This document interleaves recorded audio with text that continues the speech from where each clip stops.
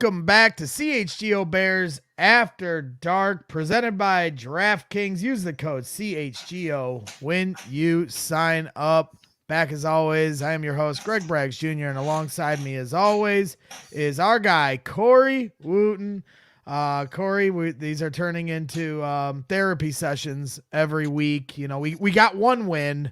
At least we got one in the last year, but the Bears are now 386 days removed since their last home victory. They could not, pull out the victory against the Vikings, and worse yet, it looks like Justin Fields is going to be on the shelf for a period of time. Hard to say how long, but it's not looking good. When you assess the damage, where does everything stand for you right now? Yeah, it's just tough because Fields had arguably two of his best performances as a Bear with the Commanders and then the week before against the Broncos. And we kind of thought this offense and Luke Getsy turned the corner, right, for where they needed to be. Defensively, I thought they played pretty well in this Vikings game, right? I thought they played well. They were able to limit the Vikings to 19 points. And, granted, Justin Jefferson wasn't there. But, Kirk Cousins liked to air it out, and he could usually find a way to get things going, and he kind of struggled a little bit. So it's just disappointing when you see, even when Bagent came in, the play calling, right? Early on was good, but my thing is like this. You had 2nd and 1 towards the end of the game, right? Yep. And instead of running the football when you have 4 men, you had Evans averaging 4.5 to 5 yards a pop. You decide to do a swing screen to the wide receiver, get tackled for a loss, then 3rd and 3, and then you do another swing screen the other way. Yeah. That seems a lot like Matt Nagy. And my thing is like this. Luke Getsy, you've shown in the past 2 weeks that you can call a good game. I just didn't understand that at all. And my thing is like this. Brian Flores, the coordinator for the Vikings, he was bringing the house every time. 71% on the game. Exactly. So where were the screens and draws and things like that? I'm not talking about wide receiver screen. Where's the running back screens? Where's the quick hot route throws? We didn't see much of that, right? So even when Justin Fields was in there, he's holding the ball a little bit too long, but they're bringing the house doing press coverage. What do you expect to happen? So I just didn't understand why Luke Getsy didn't make those adjustments. So I would love as an offensive coordinator to have a team do that because there's so much you can do off that to combat that. So I just didn't understand why, especially with being able to run the ball like they did, right? Why there were certain calls, why there wasn't some sprint outs, why there wasn't some play action. Especially it's just very frustrating, right? Because usually the first couple of drives is going to tell you what that team is going to do. So then based on what they're showing, where they're bringing pressure, this, that, and the other, and we just didn't see adjustments to that. So that especially that last interception, they were bringing the house. They brought 8 guys, Braggs, on that last play. Oh yeah, I just didn't understand why it was a 5-step drop. Don't understand. I mean, they haven't put their quarterbacks in a position that's going to help them out. Yeah. Are the quarterbacks making mistakes? Sure, but you can help put your quarterback in the best position to win. Both in I thought this was a carbon copy of the Tampa game in a lot of ways too, where they showed they could run the ball, and yet and the offense is struggling to execute. Not just the quarterback, everybody is struggling to execute, and you still refuse to run the ball. And I understand they had like 37 carries, but I'm talking about in those crucial down moments, like you just said. 2nd and 1, then it was 3rd and 3, and they ran 2 straight screens or 3 straight screens. But the 2nd and 1, I'm glad you went right to that, because to me, that really just put the spotlight on what the problem was, because they were running the ball effectively. 2nd and 1, run the damn ball. What's so hard about it? And it's like, oh, well, you're playing Monday morning quarterback. I'm sorry. The first half when Fields was in there, they got into the 1st and goal. It's the same thing. You got down there by running the ball. Keep running it. It's a war of attrition. Beat it down their throat until they can stop it. Second half, same thing. Bagent comes in. The final interception. Yes, they bring the blitz, but guess what? They should have been running the damn ball. And I don't care what, you're just saying that because he threw a pick. No, I'm saying that because he had just thrown a first down. You're coming up on the 2-minute warning. You're trying to get one more play in, which I agree with. Do that. But this is a rookie Division II quarterback who's getting his first reps, had no week of preparation for any of this. You've got Minnesota on their heels, not just by what Bagent was doing, but because the running game was starting to break through. Run the damn ball. And too many times, including in the Tampa game where they ran for like a record low at that time, 12 carries with the running backs or whatever, I'm not going to say record low, but maybe a record low for Getsy. It's the same thing. There's just so many times where they refuse to run the football. And that's honestly what's pissed me off most about this year. They need it. It's good medicine. It is, especially when you have a quarterback. It just makes everything that much easier. So Bagent's going to be the guy for the next couple of weeks. And if you want to see him do well, right, you have to run the football, work the play action off it. But pressure, right? Let's talk about an example from this past weekend, Sunday, right? The Eagles, right? Jalen Hurts and that talented offense, right? Look how the Jets got after him with pressure. He threw 3 picks in that game. Didn't look like the Jalen Hurts that we all know. Why? Because pressure is hard for quarterbacks. Think about this, right? When the Bears were really rocking back when Vic Fangio was the DC, right? Remember Jared Goff came into town with Todd Gurley, and they have the top offense. Right. What did the Bears do with Khalil Mack and Vic Fangio? He dialed it up. So a guy like Jared Goff was leading the league in this and completions and all this stuff. He comes in there, and I think he threw for 60 yards in that game. Todd Gurley, they stuffed him. So pressure, look what they did to Kirk Cousins back when that defense with Vic Fangio. Kirk Cousins was a shell of himself, guy that puts up numbers, stats, this, that, and the other. Why? Because we pressured him, right?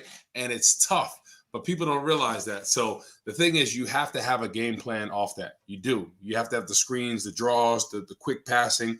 You got to keep them off balance, right? That's how you keep either a talented defensive line or a team that brings a lot of pressure off balance, right? Because it's a good thing, right? It's a very risky thing at the same time, right? Because when you bring all that pressure, that leaves you exposed. Right. But you have to have the right game plan off it. And Luke Getsy didn't do that, right? Philly struggled with that. And look at, hey, Zach Wilson, he's been up and down, this, that, and the other. But the thing is, that defense has been carrying them. Imagine what they would do if they had Aaron Rodgers. It would be unbelievable. But that's what I'm saying. The Bears, they played good enough to win. But imagine next year, hopefully, when they load up that defensive line, what they'll be able to do defensively as far as pressure. Because it all works together, right? The rush and cover. Sometimes we're seeing they're getting a little bit better as far as pressure, but we're seeing the quarterbacks hold the ball too long, even Kirk Cousins, right? You got to generate more pressure. So week in and week out, the teams that really struggle are the teams that get pressured, even the most talented quarterbacks, right? Yep. Josh Allen, he was up and down playing the Giants yesterday, right? Week 1 against the Jets, he struggled, 3 picks. Pressure makes quarterbacks sometimes reveal themselves and do stuff that's uncharacteristic of what they're used to. Sure. So it's just Getsy. You have to have a game plan off that from the beginning. You know how Flores gets down. You know he loves to bring that pressure. Why not have that from the jump? And especially after the first series, right? First series, you're trying to figure out that it's usually the template for what they're going to do. All of a sudden, have that off there, right? He was running the ball well, right? Work the play action off that, right? And then all of a sudden, there's situations where Foreman's one-on-one on Danielle Hunter. Why? Why in that situation, right?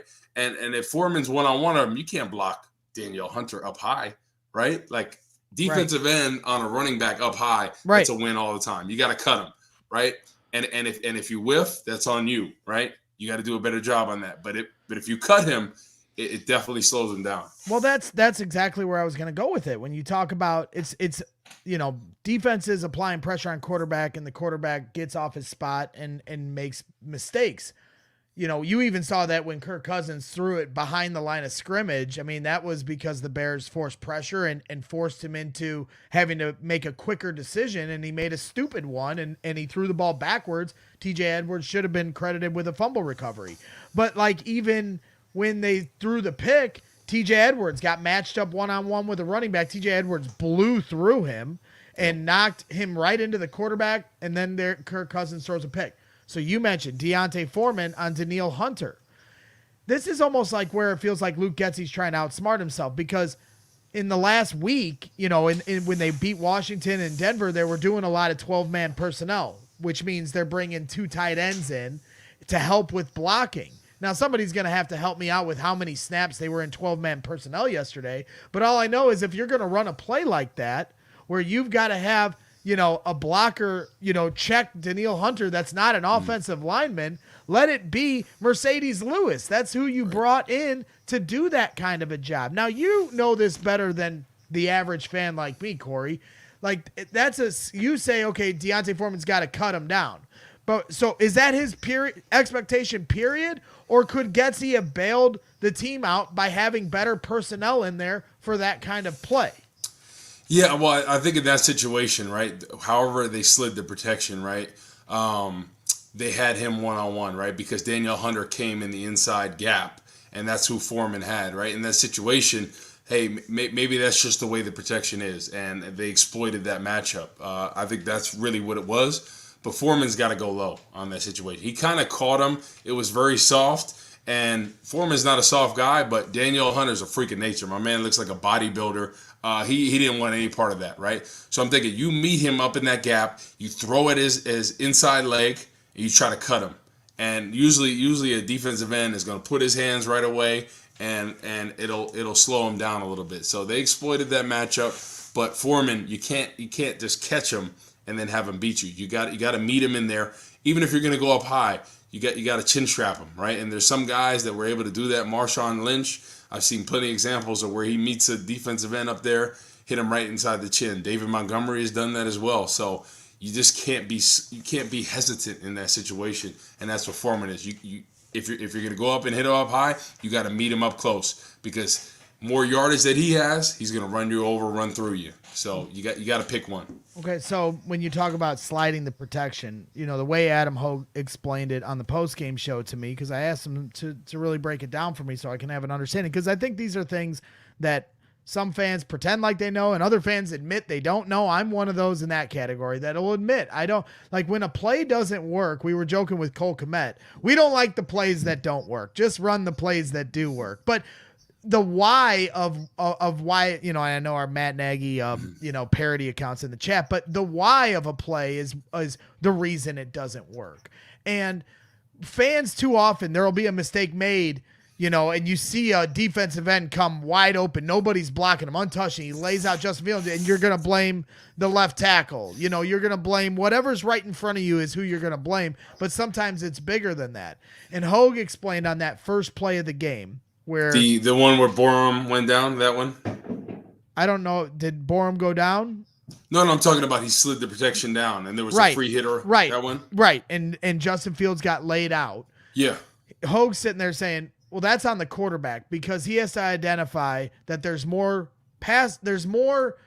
guys on the line of scrimmage on defense that are coming towards the quarterback than there are blockers for them. Yep. So he has to identify that and slide the protection, or know that it's coming and get the ball out quickly. When you look at that, what is your response to that? Well, sometimes in with different teams, it's different who controls the protection, right? Usually that's a lot of times on the center, right? So I think the way things were set up, like I think that was Lucas Patrick that was making that call right there. So it just depends, because it's not one size fits all. Or Cody Whitehair. Or Cody Whitehair, sorry, rather. Yeah. So I think that was on him where they're sliding the protection. So I think that was just miscommunication between them, because that's something that Justin Fields, if he knows they're sliding down, he should see that right away. So I highly doubt that he knew they were sliding the protection and acting like nobody's coming.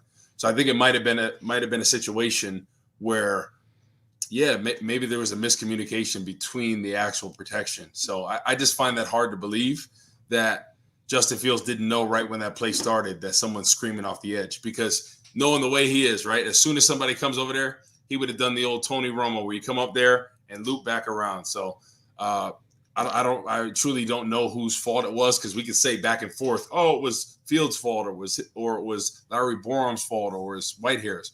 We really don't know how they call protections exactly, right? Some teams you see where the quarterback calls them out. Other teams you see where the linemen do. So I really don't know how exactly they call the protections. Yeah. So speaking of Cody Whitehair, he was also right at the center, no pun intended, of one of the biggest issues of the game. And that was snapping the ball. It was almost unbelievable. He's always had a problem snapping the ball for years. This is nothing new. And then he had problems at camp. I witnessed it firsthand. He'd roll a few balls past the quarterback.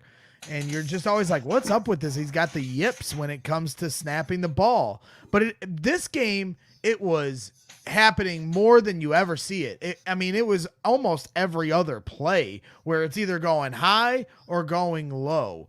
And I can't seem to understand what's so hard about this. And I'm trying to be respectful because I've never lined up on the offensive line. But why is it so hard for Cody, and Lucas Patrick had his own problems? Why is it so hard for these guys to snap the football cleanly to the quarterback? I don't know. You know they say do your job, right? Whether it's the kicker, kicking the field goal, and all this, you got to have the snaps better. Like not every snap is going to be perfect, but I counted a good 20 plus snaps that were awful, right? Where the quarterback had to move his arm up here, catch it low, hit the dirt. Like you can't have snaps like that, especially when Minnesota's bringing pressure like that. Every second really does matter. So they were behind the 8 ball, and I'm like, okay, Lucas Patrick is back. Things are going to be better. And he had a couple errant snaps. Yep. I don't know if they were having trouble gripping the football or whatnot, but you can't have those issues. Minnesota did not have those issues, right? So I don't know what was going on. Hopefully they can correct that, because Bagent, you can't have a young quarterback in there trying to get his confidence, trying to figure out the flow of the game and having to worry about, playing basketball and having to go up and get a rebound right when he's snapping it back there. So that's got to be corrected. That was probably the worst I've seen in a football game that I've ever watched. At one point it happened 4 times in a row. Yeah. And then Cody gets benched when Tyson Bagent comes in. And then the explanation after the game was that they wanted Tyson to have a center where he could get more comfortable.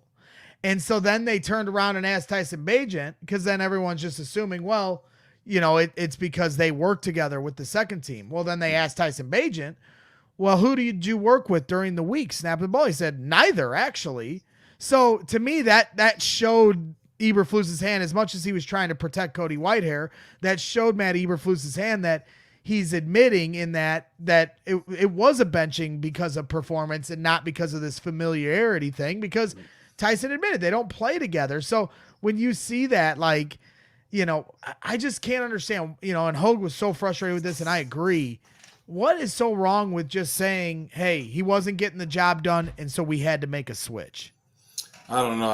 It seems like they don't want to create controversy, but I'm like, as a coach, you have to have those uncomfortable situations, right? Because ultimately, if they're not doing what they're supposed to on the field, you're not going to be the coach anymore, right? Because that's usually going to lead into a performance of losing games, not being consistent. So you got to man up, you got to buck up, and you got to keep it real, right? If you're not calling the game like you need to, you have to take accountability, right? And when some guys aren't doing well, I understand about calling people out or whatever, but you just got to say, hey, listen, Cody Whitehair, I love him, respect him, but his performance snapping the football, it wasn't up to par. We had to remove him, right? There's too many errant throws. Simple as that. What's the problem with that? You're not throwing anybody under the bus. You're not calling them every name in the book. You're just keeping it real. Like anybody that has eyes that was looking at the game, they could see that, right? It was evident. Braggs, I've never seen snaps that bad. Like usually you see maybe 1 or 2 a game, if that. It's crazy. Right? I don't think I've ever seen that. Like that, every snap, you're like, oh my God. Oh my. Like they're, they're doing Thriller over here. Like, I'm like, what is going on? Well, the week before, Justin had to jump 4 feet in the air, and then he takes off and gets 8 yards somehow. And it acts like that's sustainable. And it all came to a head in this game because it just was happening too consistently, which is crazy to say. And I think there's a lot of fans that would that wouldn't really appreciate just how much that throws off the timing and rhythm of an offense. Everybody's like, talking about only want to hone in on what the quarterback's not doing right. And either quarterback hold their responsibility on it's not always going to be perfect. So sometimes you got to make a play, even if the circumstances around you aren't perfect. But at the same time, when your center is consistently giving you bad snaps and the timing of the offense is immediately thrown off, you've seen it, how it affects when Justin Fields is in. But Tyson Bagent in 3 series, you saw it. The final pick of the game, it's a bad snap. he makes a bad throw. That's all anyone's going to talk about is the terrible throw. But at the same time, your processor has to now speed up tenfold when I just don't think people can really understand or appreciate it. Even me saying this can truly never understand how fast things are happening once that ball is snapped. These guys are buzzing past you, and now the ball is snapped and everything is thrown off, and you just got to get it out of your hand. Exactly. Like they have to approach this like tennis, right? You have to be ready for whatever is going to happen. You got to be in the ready position, because usually quarterbacks, right? They usually have one leg back. They're kind of very relaxed when they're taking the snap, right? But all of a sudden now they have to approach it in a different way, which is out of this world. So they got to clean up those issues, especially if they're going to have any chance, because errant throw, then all of a sudden they're bringing pressure down your neck, and then you have to catch the ball, react, have your footwork. It's just a tough situation. And the thing is too, so a big thing, and we all know this, right? When Bagent came in, people are clapping, people are applauding, and all this. So like, I don't understand why people, I just don't understand why that, right? Like, I understand Bagent is new or whatever, but I just don't understand why people are so down on Justin Fields, right? I don't care who is the quarterback for this team. If Luke Getsy calls the plays like he did the first couple games and this past game, it doesn't matter who's at quarterback. It didn't matter if Tom Brady came back over there, because the play calling has been awful. So yes, Justin Fields at times, or Bagent, there's a couple errant throws and bad decisions. But the thing is, Luke Getsy is not setting them up for success, and people have to realize that, right? Coaching does matter, and that's something that we've talked about in the previous weeks. Coaching does matter, right? There's no reason they should be putting on that performance when against the Commanders, who have one of the best defensive lines in the game, they're able to have a good plan. And the week before against the Broncos, right? And yeah, I know the Broncos aren't the most talented football team, but they are an NFL team. They've been competitive in games. So there's no reason why we should just see such an up and down after 2 consecutive weeks. So Luke Getsy has to be better. He has to look in the mirror, and he has to call a better game plan for Bagent coming in for Justin Fields, right? So Justin Fields, I do believe he is talented. I do believe he can make all the throws when he's confident, right? And if you have a good game plan for him. And I think Getsy just has to be better, man. He has to. If anybody, it doesn't matter if Caleb Williams got drafted next year, and if Getsy's calling the plays very inconsistent like this, it doesn't matter who's the quarterback. So it's got to be better across the board. Eberflus has to be better, taking accountability.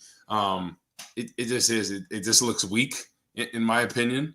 And I think he's a nice guy. I think the guys like him, but you got to man up, right? You got to call it how it is. I'm not saying throw anybody to the bus, but you have to make those uncomfortable conversations, and it is what it is. Well, if he's not going to call out Chase Claypool through the media, then he's certainly not going to call out guys that are currently on the roster. You talk about the fans, and we can get into that. Certainly where I was going to hone to next. And so I'll just kind of lay a fan right at your doorstep. Swanky, who's someone I've known for a long time through the mean streets of Bears Twitter. He follows podcasts. He puts in the chat, Corey, just because fans are excited about Bagent doesn't mean that we don't like Justin. Bagent brings really good qualities to the table. Quick release, accurate, processes quick, smoothly. Corey, your response to that? Yeah, I mean, Bagent definitely looks pretty comfortable getting the ball out quick. I mean, his arm, we could see he doesn't have the zip. It's just evident, right? So I think, yes, he does have some good qualities, but to think that Bagent can be I don't know if people are thinking he could be a franchise quarterback, or they're excited about, I don't know. It's just kind of a little indifferent, because there are teams that would be lining up for Justin Fields right now. Imagine if the Jets had Justin Fields. I really do believe he'd be very successful for them, right? I do think they have the right situation with a great defense. I definitely think he'd be successful in there. I think he'd be better for the Patriots, right? I think he would do well in a lot of systems out there, right? So I just think like those last 2 games showed the potential that he could have, and he didn't even play his best game. So that's why I'm excited about Justin Fields. So I know, hey, you look at Josh Allen, right? People will say Josh Allen's one of the best quarterbacks in the league, right? The Jets game week 1, he looked awful, right? Mhm. Last night, he looked okay, right? Tyrod, you could make an argument Tyrod Taylor looked better than, right? Career backup, started some games here or there. But I just don't know why the Justin Fields hate. He's had a coordinator that has been so inconsistent, right? You put him in San Francisco's system, boy, watch out. Yeah. But I also think, to be fair to that, and I've made that point a million times, and that's always been my point of that it's coaching. But at the same time, I think we could both agree that a lot of quarterbacks would look good with San Francisco too, right? Because they really put it on full display of how important a system is, how important a coach that understands adjusting and pregame strategy and in-game adjustments is. But not every team has the San Francisco coaching staff too. Like I know Mike McDaniel came from that tree and he's doing some unique things in Miami, but they're kind of I'm not going to say an anomaly, but they're one of the top teams as far as coaching that has that advantage. Don't you think a lot of quarterbacks, not just Justin Fields, and like I said, I've said this before, but don't you think a lot of quarterbacks would go to San Francisco and flourish because of the system they run? Potentially, yeah. I think it just depends. Like, I think he's doing what Belichick did for years with the quarterbacks over there, right? Put them in positions to succeed, right? Set up the good system and whatnot. So I agree with you. I think a lot of quarterbacks will potentially do well. But I think when you talk about talent, right? Brock Purdy and Justin Fields, right? And I'm not saying Justin Fields has reached his full potential or any means, but I think there's a lot more upside for a guy like Justin Fields than Brock Purdy. Would you not agree with that? Yeah, of course. I definitely would. Exactly. So my thing is like this. Yes, San Francisco has a great system, right? I think Mike McDaniel, what he's doing in Miami, it shows, right? Because Tua, they were ready to push him to the side. He comes in there, they have Tyreek Hill, who's on a different level. But what they're able to do there and put, like, a bad game for Tua is 300 yards, 3 touchdowns. That's a bad game for him, right? 1 interception. So what they're doing there is a different level. And the difference of what Shanahan, what Mike McDaniel is doing is they're putting their quarterbacks and all their players in positions to succeed, right? Yep. Kansas City as well. And I always bring up this example, Andy Reid, right? When he got Alex Smith got beat up by Colin Kaepernick, right? They said, nope, Colin Kaepernick's our guy. Alex Smith was this game manager. He comes to Kansas City, and 4-time Pro Bowler, leading the league in touchdowns, completion percentage, yards, and all this, right? So what's the difference, right? Game manager, and then all of a sudden, one of the best quarterbacks in the league. Mm-hmm. It's because of the coaching, right? Andy Reid got the best out of him, right? Yep. So he did that in Philly too. Exactly. He did that in Philly. But the thing is, if Patrick Mahomes, people talk about, we could have had Patrick Mahomes, the Bears would have ruined him. I promise you that. Like, he wouldn't be who he is. And that's no disrespect to Patrick Mahomes. It's because the Bears, Matt Nagy and company, and didn't know how to game plan for him. And the people say, well, Matt Nagy's the offensive coordinator now. No, he's not. That's his title.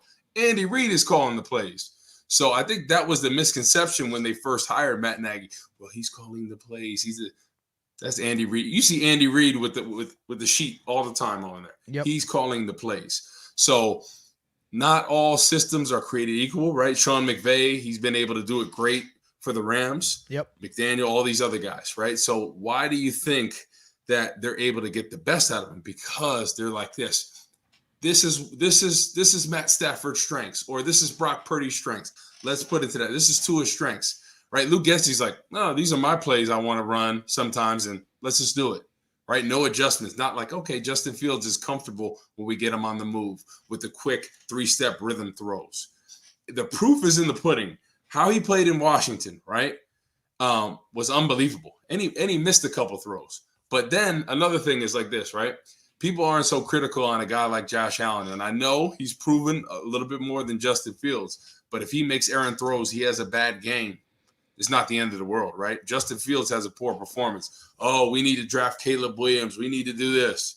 When they're not looking at who should be at blame, and that's Luke Getsy. I don't care what anybody says. If Brock Purdy's on this team right now. The way they're calling plays, he's not going to be successful, right? Tua's on this team. I He's not agree. going to be successful. I Josh agree. Allen's not going to be successful, right? It just is what it is. Like, it doesn't matter who's back there. You have to be able to call plays for somebody's strengths. And they're just not doing that. It's a disservice. And what's going to happen, right, is we're going to see this year, right? We're going to see one game up here, one game down here. And people are going to say, the jury's still out about Justin Fields. We need to draft Caleb Williams. And you know what? The same thing's going to happen over and over again, right? They're going to draft another quarterback, and they're not going to focus on the positions that they need to. Like I said, the trenches, where you look at the teams that are successful, Philly. You look at what they've been able to do in San Francisco, right? Offensive, defensive line, Trent Williams, shutdown. Micah Parsons can't do anything on him, right? Defensive line, Nick Bosa and company. Yep. Javon Hargrave, all these guys, Kinlaw, Jackson, all these guys, right? They got Randy Gregory too. That's how you build around teams. And the Bears just haven't done that. And Poles, he's left the defensive line out to dry the past 2 years, right? The offensive line has got better, but I understand he likes Braxton Jones. I don't know if he's the future at left tackle. I don't know, right? We haven't seen enough from him. He's been injured. But I think they have to solidify that left tackle. You have to. And then you have to get some dudes at defensive end and defensive tackle. That's how you win games. That's how you stay in stuff. I just don't know how he can expect this team to be that competitive when the defensive line, he left the team out to dry as far as that goes. Yeah, I mean, I think it's a slow build. They had so many holes after being the worst team in football last year, roster wise, and so they could of course, I would have drafted Jalen Carter, but you love Darnell Wright. I'm really starting to enjoy what I'm seeing from him. That's helping the offensive line. So as much as Jalen Carter would have been nice, you only had one first round pick, so you had to pick one, right? And there's this offseason, they're going to have another big offseason where they have a lot of money and a couple two first rounders to attack it even more than last year. So you'll be able to address a few more holes. But as you mentioned, if they have to use one of those picks on a quarterback, now that takes away from one of those assets you could use potentially in the trenches for the left tackle from Penn State, or Jared Verse, the pass rusher from Florida State. I'm taking Marvin Harrison Jr. because all I care about is skill position, Corey. But at the end of the day, I understand what you're saying. Going back to because I did want to touch on this from the fans' perspective, because you asked this question, and obviously there was a lot of chatter on Twitter, with Rick Morrissey's column that came out this morning. And also, all good. Been a fan of Sun. I had the Sun Times delivered to my house for my whole childhood. I've always looked up to the Sun Times. I go way back since the Bulls, the 90s Bulls days, but to the point of this narrative about people that want Tyson Bagent, this is something I did talk about today on Twitter, because I see it from fans. I mean, we had fans calling for this for weeks. This isn't something that just started up now that he came in and made a few throws. People have been calling for this, and you ask why, and I understand people's frustration with it, but at the same time, I understand why some fans want to see it. And at the end of the day, I just think there's just some fans that don't believe in Justin Fields, period. And so anything different than that, they want to give that a shot. And they talk about processing quickly. And I kind of made the point of, well, he's a check down quarterback at this point as a rookie Division II type of guy. He's going to get the ball out quickly. They're not going to expand the playbook to what they're asking Justin Fields to do, to read all these coverages and see the whole field and high to low. They're just going to keep everything short and sweet. Kind of the way when they brought Kyle Orton in at first. I mean, that's who he was. And then he slowly built up to something better than that. And he wasn't a great quarterback.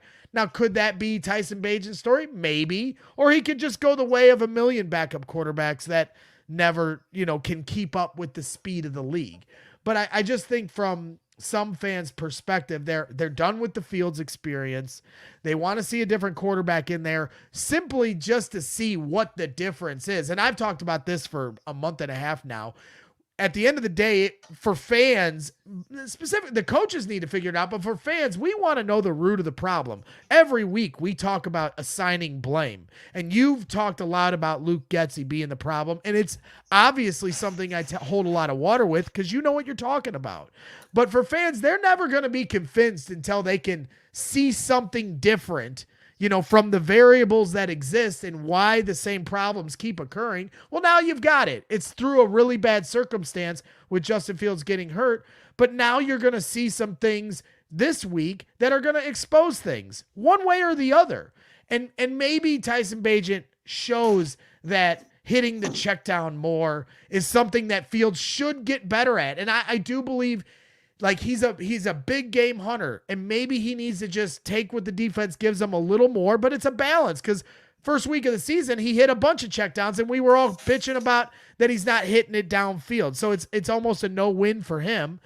But then the other aspect of it is play calling. With Tyson Bagent in there now, let's see what Luke Getsy can do with a quarterback that does have, some more limitations athletically. And now it's really on the coaches to get the most out of their quarterback. So to me, that's what it is. Fans just want to see something different and see what changes from there.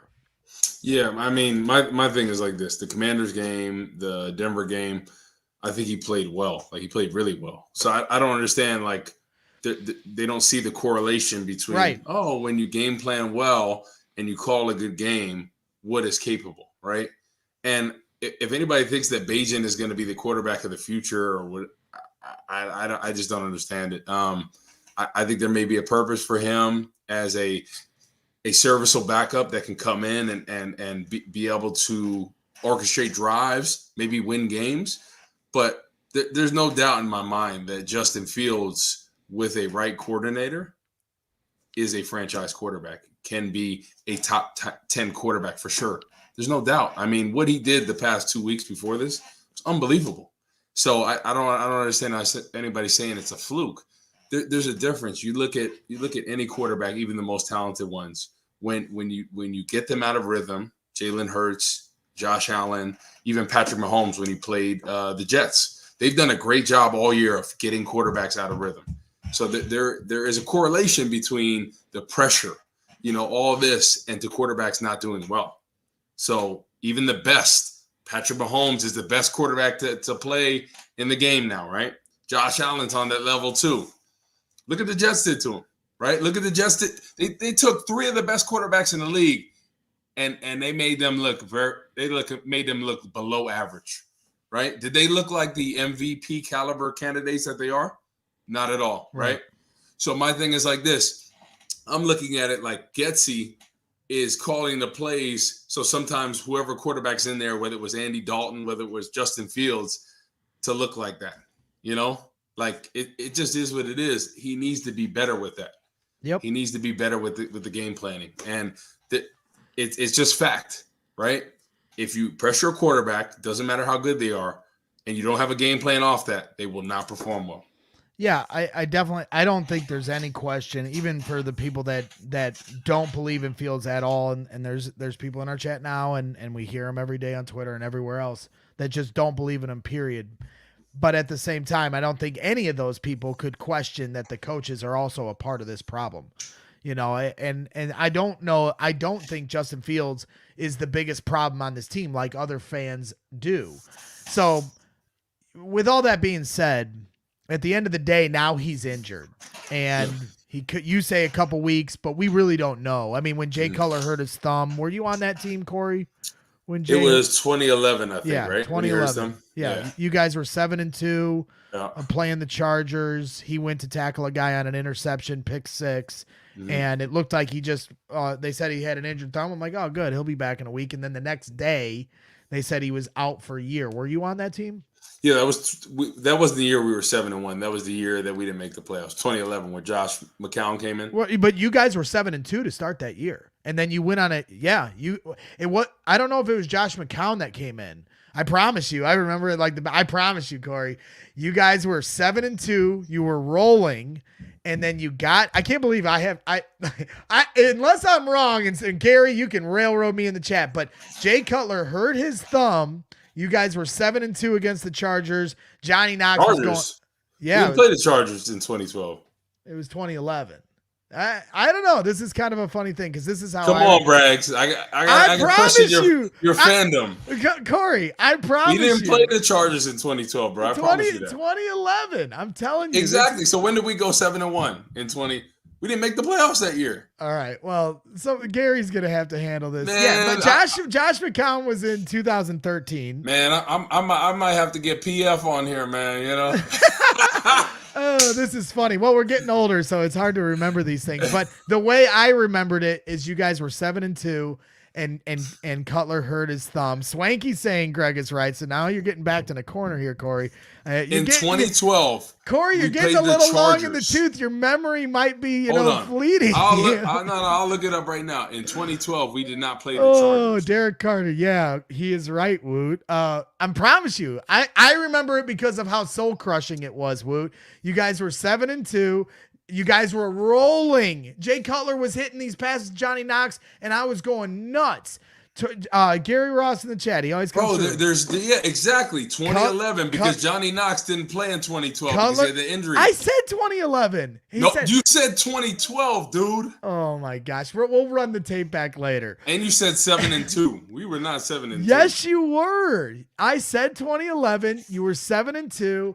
You were playing the Chargers. It was a pick six. I remember it like it was yesterday because it literally, I started crying when they said he was out for a year. And then a couple games later, I'm pretty sure this is the same year you guys played Tim Tebow. And I've never had a bigger, 2011. Right. That was the Kaepernick that you guys also played Kaepernick that year. And no, that was 2012. Okay. Well, I'm getting old too. So it's merging here. You're right about him hurting his thumb, but we were not 7-2 that year. Pete Haglund, 7-3 when he got 2011. 2011. Dude, you guys were rolling. You were going to win the Super Bowl that year. I promise you. Just why can't you trust me? You guys were going to win the Super Bowl. And oh man, I'm looking at it right now. 2011, right? We started off with a win of the Falcons. We lost 2 in a row. We won a game. We lost another. Yeah, maybe you're right. Hey, I got it. And then we lost. And then hold on. You were okay. I was thinking of because I was half wrong. I said 7-2. You were 7-3. All right, so I'll meet you halfway. So I was thinking of because the next year, 2012, we started out 7-1. That's what I thought you were talking about. Okay. And I honestly don't remember that as well. So regardless, you guys had a real. You said Johnny Knox, you got me. But that year, I didn't realize how competitive we were up until that stretch.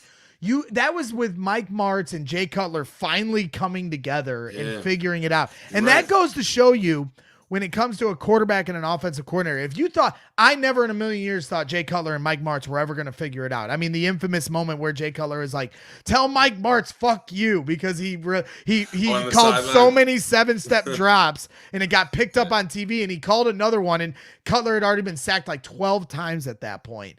But they figured it out. They even figured it out because it's about matching your personnel with the game plan you want to have. And then the guy creating the game plan, getting the most out of the players he had. Mike Martz's biggest problem at first was he was trying to run the Rams offense without Marshall Faulk and Isaac Bruce and Torrey Holt. But he eventually adjusted because he was a good offensive coordinator at the end of the day, and they started to get going with Johnny Knox. Devin Hester, even people try to schneid him for how he wasn't a good wide receiver. Johnny Knox, Devin Hester, and Earl Bennett were rocking and rolling at one point, and people forget that. I'll never forget it. Thank you very much. But at the end of the day, what I was going with was going back to Fields, that was a fun tangent. We were both kind of right. That's right. That's fine. Well, we're getting, at old age, it's what happens to the best of us. We forget things. Too many hits to that. No. Well, and all these years kind of mold together for sure. So, but going back to Fields now, because this is where I'm worried. It feels like the Cutler thumb moment all over again, where it's like, oh, he's going to come back in a couple weeks. Let's just, because we're not going to play doctor and know whether or not he's back in 2 weeks or back in 4 weeks or done for the year. the question I want to ask you, and this is the headline of the show, because Mm-hmm. and you alluded to this a little bit with the Caleb Williams thing and how it's just not going to work out if they try this again with Caleb unless they put the trenches as a priority. But the question I am asking you is, now that he is hurt, is this the beginning of the end of this? Because as much as you're in Justin's corner and as much as some fans believe in Justin Fields and as much as we all understand he's extremely talented and better than what the Bears have gotten out of him, the clock is running out. And now that he's hurt, and if the Bears potentially have this number 1 pick, which still isn't a guarantee, does this signal that the decision is kind of being made for itself with Ryan Poles? Or if you're Ryan Poles, are you rolling the dice again? I want to hear what you would do, and then also what you think Ryan Poles will do. So if what I would do, right? If I'm Ryan Poles, right, I would once Justin Fields is healthy, play him the rest of the season, see how he performs, and I'm keeping in mind the game plan offensively, how Getsy is calling plays, right? And then I'm making a decision based off that. But I think that he's talented enough, and especially if he has consistent games where he performs well, that it tells me everything I need to know from Justin Fields. I don't believe he's the problem, but I think the jury is still out, even with Poles and company. So I just hope that they don't, because my thing is like this. It doesn't matter, and I've said this, whoever the quarterback is, you have to build the right roster around a quarterback, right? And I really do believe that's why some of these teams are successful. So if I'm him, I'm going to build the talent and build it how, some of these powerhouses right now, San Francisco, Philly, Miami, what they've been able to do over there. So you can't expect to just pick another quarterback and say, oh, I'm not going to surround him with exactly what he needs and expect him to do well. So if I'm Poles, I'm rocking with Justin Fields for another year, right? And then this is like a prove it. Like we have to have everything, the coordinator, and you might have to make a decision about Luke Getsy if he continues with this. Whether it's Bagent or Justin Fields, he has to call the games better, right? So I think there's a decision to be made for even Eberflus as well, right? Because Poles, if I'm him, if I see what I'm consistently seeing from Eberflus, if I'm seeing what I'm seeing from Luke Getsy, there's got to be some decisions made this offseason. So if I'm Poles, I'm rocking with Justin Fields for another year, building the team around him, offensive, defensive lines, adding maybe another weapon at receiver, but really solidifying the trenches, because that's what wins championships. It does. Anybody that thinks otherwise, right? I know you're high on Marvin Harrison, which would be a great addition, but there's a lot of other needs that are more important, right? 07 and 11, the Giants, right? What they were able to do to Tom Brady. Yep. They made him look like a non-factor. Yep. Right? Because of pressure, right? Yep.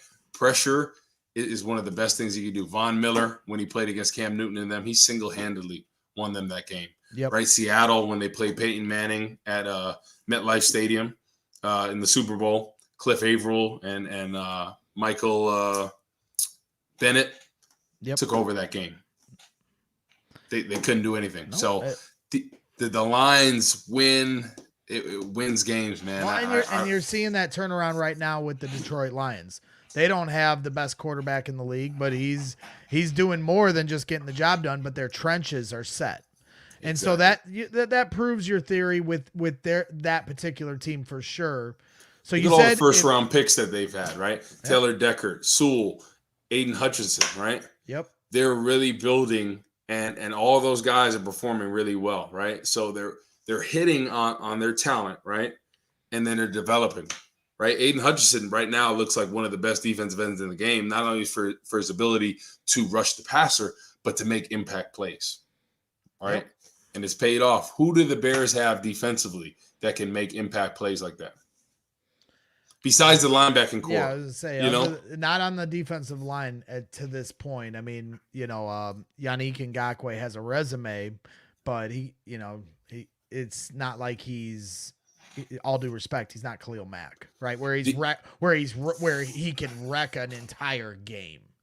Exactly. He can contribute, but he's not wrecking an entire game like you're describing. Yeah, it's very rare unless you just have such a powerful offense like Peyton Manning for years with the Colts, and what Kansas City has been able to do without like such a dynamic defensive line or players, right? And I know Kansas City's had Chris Jones, right, who's an absolute difference maker.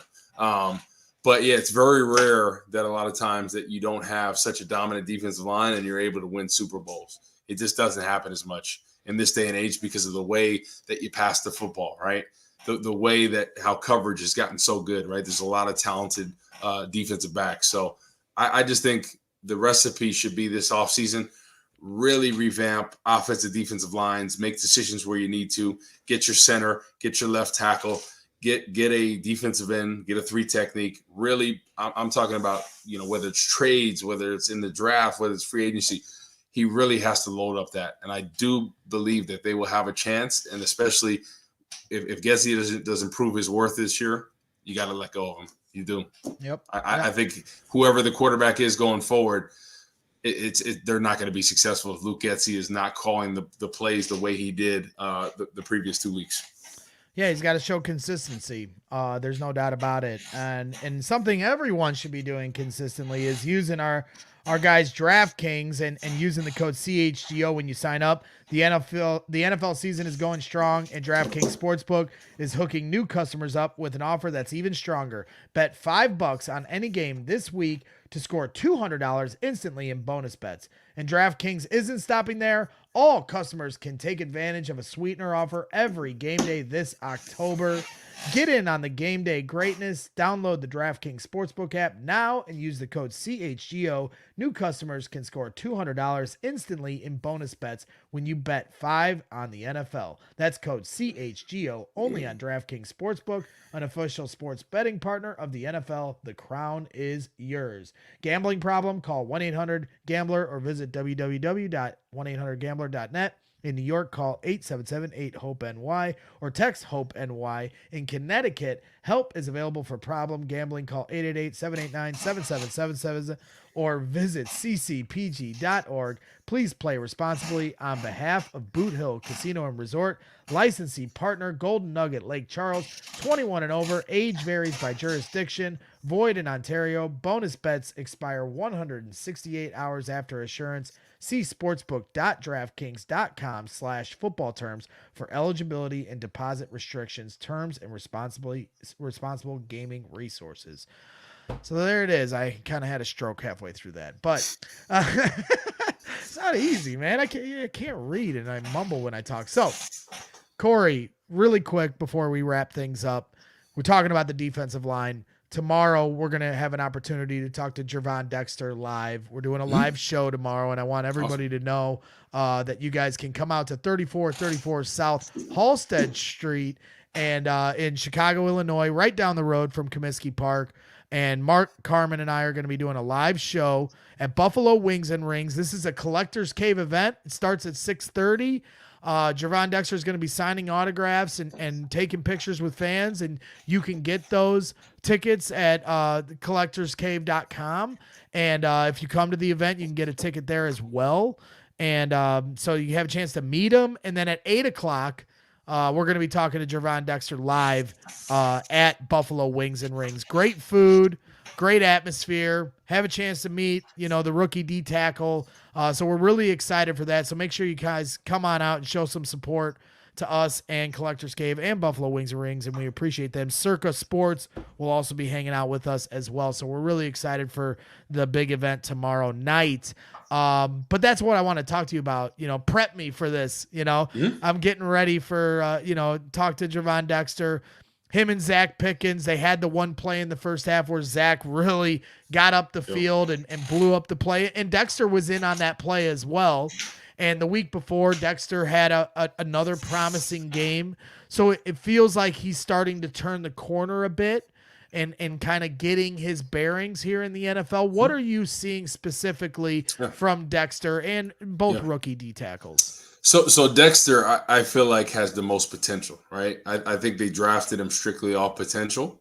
And, I remember when we did the draft show, right? I was kind of questioning it a little bit, right? Because I felt like in a situation, like I could understand if Eagles drafted him because they have a pretty good roster, right, as far as defensive line, so you can develop and learn from those guys. But for the Bears, I was kind of scratching my head a little bit because I'm like, you need a defensive tackle day one that's ready, right? I thought there were some guys that were a little bit more ready. Keno Benton from Wisconsin, right? I thought he was a day one guy that could come in and start right away.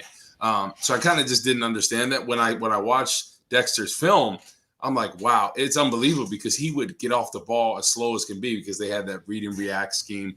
You guys talked to his college coach from Florida, I saw over the summer. And we're talking about that a little bit. But it was unbelievable the fact that he got off the ball. There was like sometimes almost 2 seconds.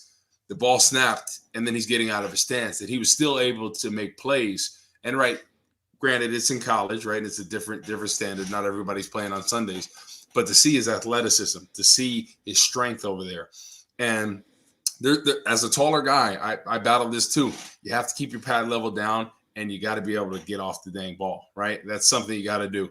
And sometimes it's very inconsistent. You see him still oozing off the ball at times. But what I do see is there's strength, there's power, there's quickness. So I think when he can buy into the system, it's going to be impressive to watch, right? Because somebody that's that big, 6'6" and a half, I believe, and he's about 315 to 20 pounds and, runs potentially 4'8", 4'9". I mean, unbelievable quickness. So when he can put that all together, and my main advice would be for him is just continue working on your get off, work on your pad level. Because I think when he can get off the football, think about that, right? A guy that's 6'6" and a half, 315 to 320, that moves like that. When he gets off the ball consistently, especially in this Tampa 2, the 3 technique is the engine, right? So if somebody tries to reach you, you get up the field, you make the play, right? If somebody tries to set you, you're able to get off the ball, get them up the field, work your way back inside. So it makes everything that much easier. So if he can work on those 2 things, Braggs, I'm going to say watch out, right? If he can really trust it, and that's half the battle, right? Because he's been so used to that system. If he could just trust the get off, because the Tampa 2, honestly, is the best system out there. When I was in college, the first couple of years I ran a read and react, and we had Mike Hakowitz come from Colorado, and he told us, get off the football. Get off the football. Don't worry about anything. Don't worry about getting reached. And that year defensively, we're unreal at Northwestern. Then I got drafted to the Chicago Bears and Lovey's system. And it is the best system if you trust it. And every defensive lineman would love that, especially as a D tackle, when you don't have to read and react and 2-gap things, when you could actually use your quickness and use your penetration to make plays. It opens up a lot of things. So I'm excited to when Dexter can fully trust it and buy into the system, because he has all the tools. And I think he hasn't even scratched the surface of what he can be. So I'm looking forward to seeing his development. He seems like a great person, humble guy, ready to go. There's no doubt that he has the work ethic. He has it all, but it's about just combining the 2 system, because once people trust it, it allows them to really flourish. I look at a guy that I play with, Henry Melton, right? Got drafted as a D end. Rod Marinelli's. Yeah, Rod Marinelli's like, he's okay as a D end. I think where he can really flourish is this Tampa 2-3 technique. And, before that ACL injury, I mean, unbelievable, right? For a guy, like if he had the 2-gap, it probably wouldn't have worked out that well for him. But the thing is, he has such great quickness that he was able to set edges, by getting that penetration. And then he's one-on-one on a guard, former college running back. Unbelievable, his quickness and moves inside. So think about that with Dexter. He's not as quick as Henry Melton, who ran a 4.6, but for his size, unbelievable. So if he can be able to exploit that, watch out, right? So I'm looking forward to seeing that, and I'm hoping they give him some more playing time, right? You're trying to figure things out.